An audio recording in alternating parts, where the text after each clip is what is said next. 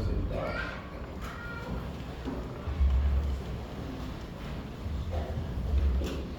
Entrando na Semana Santa, queremos acompanhar Jesus nesse grande mistério que vamos celebrar da encarnação, a paixão, morte e ressurreição de Jesus. Então, no início desse ano, em janeiro,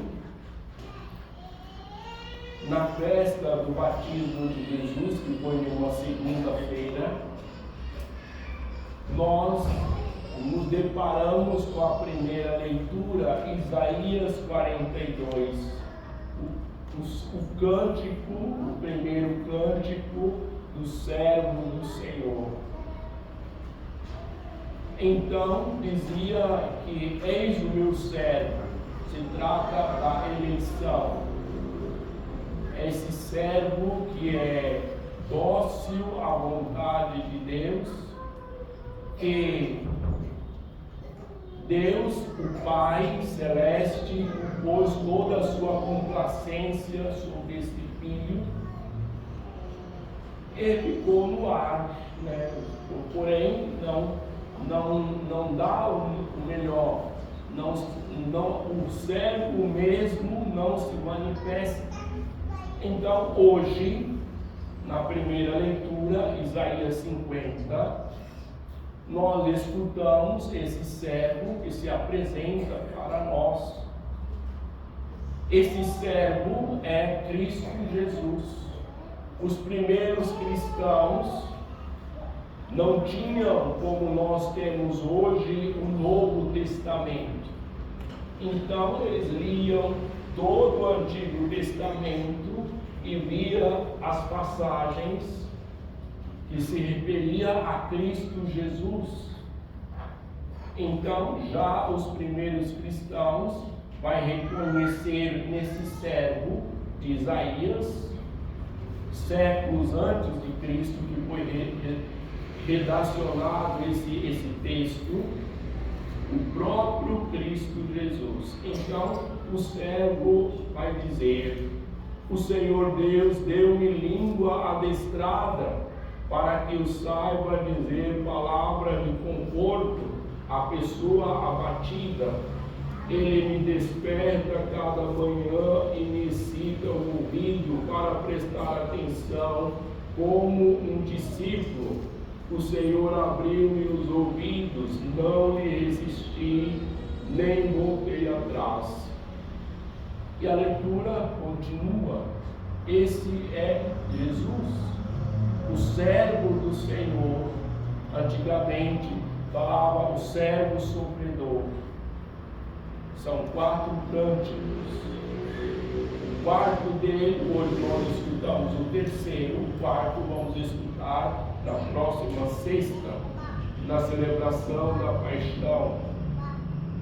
Então, esse servo, ele é dócil à palavra de Deus. O Senhor deu as palavras para ele. Nós recebemos o Evangelho de Cristo. Nós recebemos. Nós fomos batizados. Naquele dia nós recebemos o Evangelho. Porque não existe sacramento desconectado da palavra. Então o sacramento está conexo com a palavra. Então nós recebemos o Evangelho. Então o Pai Celeste deu a palavra para o seu Filho Jesus, o seu Filho por excelência. Nós somos também filhos e filhos, mas por adoção, filhos no Filho, que é Jesus. Então, ele recebeu esta palavra para confortar, para consolar. Esta palavra que é vida, que produz vida eterna para nós. A palavra de Deus produz vida eterna, nos conforta. Ouvir. Não é à toa que quando é batizado uma criança, o ministro que ministra, o diácono ou sacerdote que ministra o batismo, vai tocar na boca da criança, tocar também nos ouvidos e vai dizer: o Senhor Jesus, que fez os mudos falarem e os cegos ouvirem, te conceda que logo possa ouvir e escutar a palavra de Deus. Então, como um discípulo desperta os ouvidos, significa que o discípulo e a discípula deve ter a disposição em escutar, aprender, obedecer, escutar, audir, obedecer. Então, se eu escuto bem, no temor de Deus, então eu devo obedecer. Então, continuando, o mesmo servo que é Jesus, que projeta em Jesus, ele assume tudo que foi escrito na Escritura a respeito dele, nos Salmos, na lei de Moisés e nos Salmos, nos profetas, tudo que foi escrito sobre ele em Lucas. Então ele vai dizer: ofereci as costas para me baterem e as faces para me arrancarem a barba. Não desejo o rosto de bofetões e cusparadas. Tudo isso Cristo Jesus sofreu por nós, vivenciou, recebeu as cusparadas, foi batido, recebeu as bofetadas, por defender a justiça frente a Pilatos. Ele não diz nada, só diz. Quando Pilatos quer saber se ele é rei, tu o dizes. Significa eu sou. Depois não diz mais nada, não responde a Pilatos. Essa narração de Marcos, que é a mais antiga da paixão, a paixão em Marcos, que todos nós podemos ler, se queremos aprender, se queremos identificar-nos com Cristo. Então não responde, não cita nomes, por exemplo, nome de Caifás. Pode ser que Caifás ainda era vivo, que logo depois que Jesus morreu, ressuscitou, tudo mais, Caifás, que era o sumo sacerdote, perde o seu cargo. Então não cita nomes de ninguém, porque Jesus está lutando para instaurar o projeto de salvação do Pai. Então, o silêncio de Jesus frente a Pilatos no seu julgamento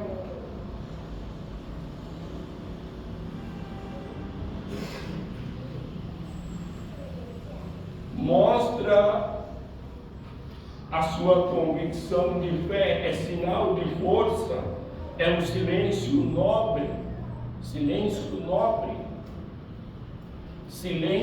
de convicção, silêncio que não vale a pena responder, porque introduziram falsas testemunhas para acusar Jesus. Então, quando Judas chega com os soldados do Getsemane para prender Jesus, Jesus também não faz nenhuma reação.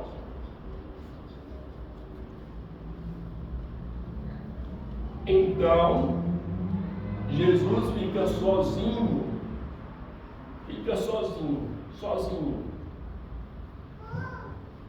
Significa que Deus nos salva sozinho, a graça, a força da graça de Deus, a força da graça. Então, na hora da cruz, na hora extrema da cruz, Jesus está sozinho. E aí temos o ponto alto, o cume desta narração de Marcos que nós escutamos, que é a profissão de fé do centurião romano. O centurião romano que vai dizer: na verdade, este homem era filho de Deus. Na verdade, este homem era filho de Deus. Jesus que não permitia nem que os demônios dissessem quem ele era. Os demônios diziam: eu sei quem tu és o Santo de Deus. Jesus dizia: cala, não faça alvoroço. Pega o leproso, não entre na cidade, ou melhor, não entra, curava um surdo, ou melhor, um cego, e dizia: não entre na cidade. Então, nós reconhecemos que Ele é o Salvador, o Kyrios, o Senhor da nossa vida, olhando na cruz, olhando para a cruz. Então, um pagão que não pertencia ao povo judeu, que vai reconhecer, na verdade, este homem era filho de Deus. O homem pagão que colhe a identidade de Jesus sobre a cruz, ele fica admirado do modo como Jesus entregou a sua vida, como terminou a sua vida. Todos pensavam que tinha terminado, que ali estava o final, o terminal, tinha terminado tudo, mas não foi isso que aconteceu. Então, Filho de Deus é o título que os primeiros cristãos davam a Jesus.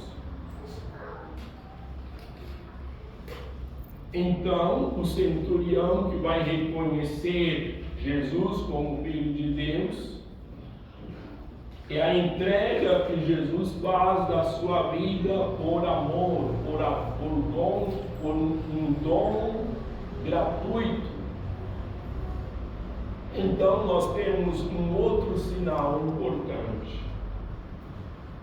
A cortina do santuário, que rasgou-se de alto a baixo. Esta a cortina do santuário, que dividia o santuário dos santos dos santos. O sumo sacerdote entrava no Santo dos Santos uma vez por ano. Então, significa que todos nós não devemos ter medo de Deus, porque Jesus revelou, tirou o véu. Significa revelar, significa tirar o véu. Então, é o próprio Espírito Santo que nos dá esta certeza de termos Jesus como justo que intercede por nós. Primeira carta de São João vai dizer: se alguém pecar, então Jesus Cristo, o justo, está constantemente intercedendo por nós. Então, Ele que se humilhou e se rebaixou para nos alcançar, e se fez obediente, ao contrário de Adão. Adão, o que fez Adão? Quis se exaltar. e se exaltaram. E acreditaram, o homem e a mulher acreditaram nas palavras mentirosas de Satanás, que se materializou na serpente. As palavras mentirosas: sereis como deuses. Sereis como deuses. Jesus é Deus. Ele é Deus. Então, Ele é o Messias que veio, o Salvador, que nós não devemos esperar outro.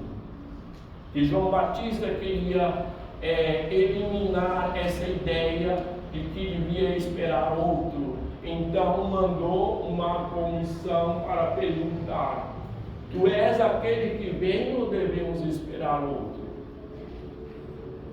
Jesus disse para os enviados de João: vai dizer a João o que vocês estão vendo. Os leprosos são curados, são limpos. Os aleijados começam a andar. Os cegos começam a enxergar. Os surdos ouvirem. Os mortos ressuscitam. E a boa nova é anunciada aos pobres, aqueles que querem identificar e imitar Jesus. Então ele se fez obediente até a morte, e morte de cruz, para nos resgatar, para nos dar a verdadeira liberdade.